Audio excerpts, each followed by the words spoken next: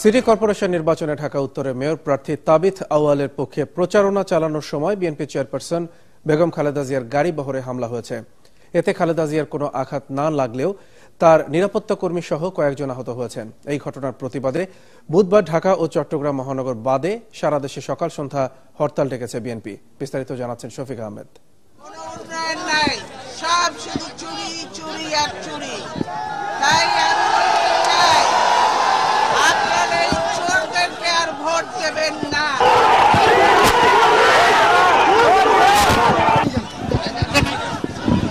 সোমবার বিকেলে সিটি নির্বাচনের প্রচারণা শুরুতেই কারওয়ান বাজার এলাকায় দুর্বৃত্তদের হামলার শিকার হয় বেগম খালেদা জিয়ার গাড়ি বহরের বেশ কয়েকটি গাড়ি।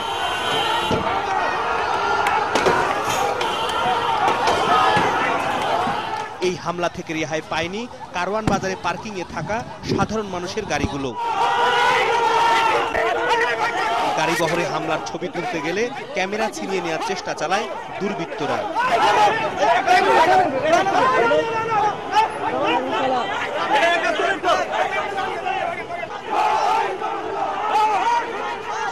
হামলার পর কারওয়ান বাজারে দায়িত্বরত পুলিশ কর্মকর্তা জানান, বেগম জিয়া আগে না জানিয়ে কারওয়ান বাজারে আসায় সময় মতো হামলাকারীদের নিয়ন্ত্রণ করা যায়নি। তো এই জায়গায় আর একটা টিম আছে, ওই সাইডে আছে, উনি এইটার ইয়া ছিল। আমরা আইসা তার যতটা সম্ভব সেভ করার সবাইকে চেষ্টা করছি যেন কোনো সমস্যা না হয়। উনি যে এখানে আসবেন এরকম কোনো তথ্য আসলে আমাদের কাছে ওরকম ছিল না। খালেদা জিয়ার গাড়ি বহরে হামলার প্রতিবাদে বুধবার ঢাকা ও চট্টগ্রাম মহানগর বাদে সারা দেশে হরতাল ডেকেছে বিএনপি। সন্ধ্যায় দলের কেন্দ্রীয় কার্যালয়ে এই ঘোষণা দেন বিএনপি নেতা ব্যারিস্টার মওদুদ আহমদ। বিএনপি চেয়ারপারসনকে পরিকল্পিতভাবে হত্যার উদ্দেশ্যে তার গাড়ির বহরে ভাঙচুর ও সশস্ত্র হামলার আমরা তীব্র প্রতিবাদ এবং নিন্দা জানাচ্ছি। কারওয়ান বাজারে হামলা হলেও নির্বাচনী প্রচারণা বন্ধ রাখেননি বেগম খালেদা জিয়া।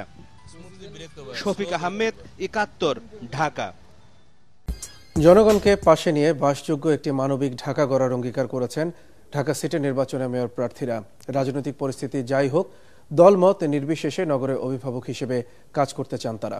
সোমবার এক গোলটেবিল বৈঠকে এসব কথা জানান ঢাকা উত্তর ও দক্ষিণে মেয়র প্রার্থীরা। আরো জানাচ্ছেন ফাল্গুনী রশিদ। নির্বাচন যত ঘনিয়ে আসছে, প্রচারণা আর জনসংযোগে ততটাই ব্যস্ত সময় পার করছেন মেয়র প্রার্থীরা।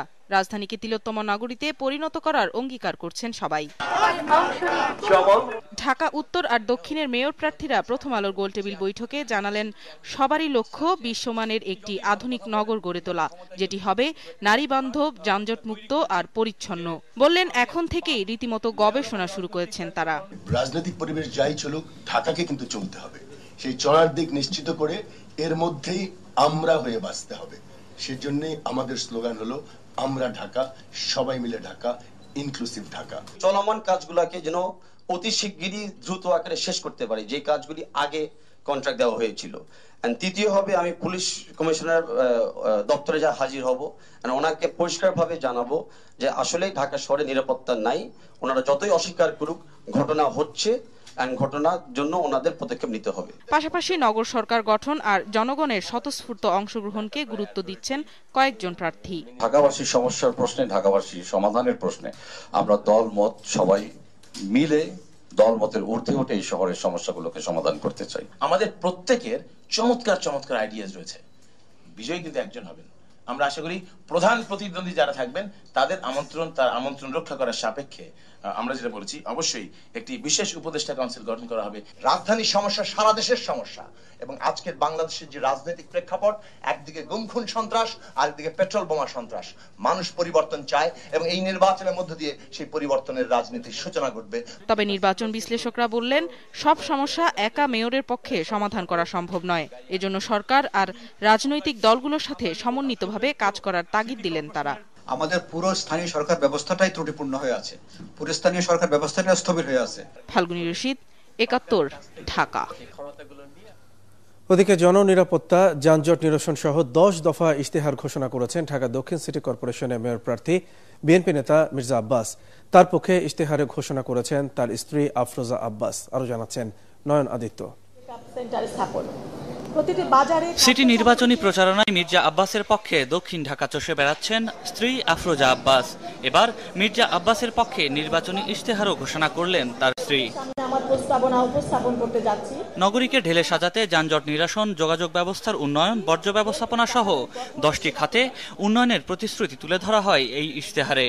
হোল্ডিং ট্যাক্স কমানো, ওয়ার্ড ভিত্তিক অভিযোগ কেন্দ্র, যানজট নিরসনে কমিউনিটি পুলিশ সহ 98টি অঙ্গীকার করেন মির্জা আব্বাস। আমার নির্বাচনী প্রতিশ্রুতি হচ্ছে ঐতিহ্য এবং আধুনিকতার সমন্বয়ে সবার বাসযোগ্য, বিশ্বায়নের উপযোগী করে ঢাকাকে গড়ে তোলা, নগরের সমস্যা চিহ্নিতকরণে এবং তা কার্যকর সমাধানে নগর পরিকল্পনাবিদদের কাজের পরিধি বাড়ানো এবং তাদের অংশগ্রহণ নিশ্চিত করা। আপনাদের সহযোগিতা পেলে তা আরও বাস্তব, প্রায়োগিক ও নাগরিক বান্ধব করে তোলা সম্ভব হবে ইনশাআল্লাহ। আব্বাসের স্ত্রী নির্বাচনে সেনা মোতায়েনের দাবি জানান। নির্বাচন সুষ্ঠু হলে মির্জা আব্বাসই জয়ী হবেন বলেও আশা প্রকাশ করেন তিনি। আমি আপনাদের ঘরের বউ, এখন আমার নিরাপত্তা এবং আমার সম্মান রক্ষার দায়িত্ব আপনাদের। আমার নির্বাচনী প্রচারণায় ব্যাপকভাবে জনসমাগম দেখে প্রশাসনের লোকেরা আওয়ামী সন্ত্রাসীদের দ্বারা হামলা চালাচ্ছেন, ছত্রভঙ্গ করে দেওয়ার চেষ্টা করছে। একটা নিরপেক্ষ নির্বাচন যদি হয়, সবাই যদি ভোট দিতে পারে এবং এই ভোটগুলো যদি আমরা তুলে নিয়ে আসতে পারি, ইনশাআল্লাহ নীরব বিপ্লব হবে। নির্বাচনী প্রচারণায় বিএনপির চেয়ারপারসন বেগম খালেদা জিয়াকে বাধা দেওয়া হচ্ছে বলে অভিযোগ করেন বিএনপির স্থায়ী কমিটির সদস্য হান্নান শাহ।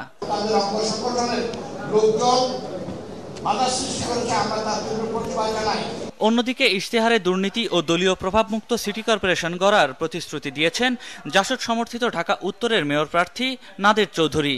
রাজধানীর গণপরিবহনের উন্নয়নের লক্ষ্যে সমস্ত পরিবহন কোম্পানিকে এক করে কর্পোরেশন গঠন করে নতুন আইন প্রণয়ন করে যোগাযোগ ব্যবস্থার উন্নয়ন করা হবে। নয়ন আদিত্য, ৭১, ঢাকা।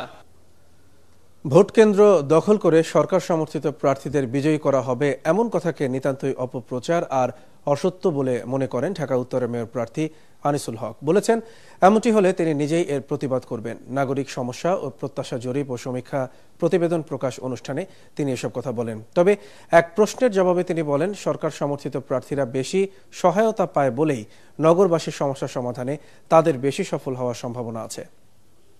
সরকার সমর্থিত প্রার্থী একটি সরকার যদি অনেকদিন থাকে, তাহলে এই দেশের কালচারে তার পছন্দের মানুষ বেশি কাজ করতে পারে। এটা আপনি আমি পছন্দ করি বা না করি, এটাই সত্য।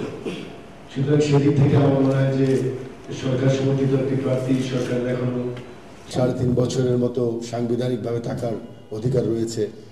রাজনীতি কখন কি হবে সেটা তো পরের কথা, কিন্তু এই মুহূর্তে দৃশ্যমান যে সরকার 3.5 বছর থাকার অধিকার আছে এবং এদেশে আন্দোলন করে 89-এর পর আর কোনো সরকারকে হটানো যায়নি, যখন যেই করেছেন। মানুষকে যন্ত্রণা দিতে খালেদা জিয়া আবার মাঠে নেমে নাটক শুরু করেছেন বলে মন্তব্য করেছেন প্রধানমন্ত্রী শেখ হাসিনা। সোমবার সন্ধ্যায় গণভবনে আওয়ামী লীগের সংসদীয় বোর্ডের বৈঠকের শুরুতে তিনি এই কথা বলেন।